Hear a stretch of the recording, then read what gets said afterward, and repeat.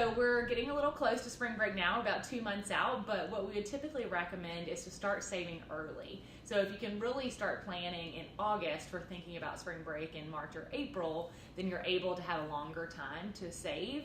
But right now with that shorter period, what we would say would be every paycheck set a certain amount of money aside out of it. So you need to identify how much money is spring break going to cost you in total, and then see how much do I need to save in between now, and April to be able to make sure that you can afford that spring break trip. So it might mean right now, $75 out of each of your paychecks.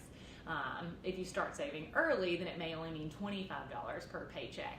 And when you think about it in that way, that might be cutting out, one meal, going out to eat at a Mexican restaurant, or, a few days of coffee out of the month, cutting those little things out that then mean that affording spring break isn't a big stressor in your life, and it's something that comes a lot easier during that process. Also, just making sure you're being really smart with the way that you're planning and spending for spring break.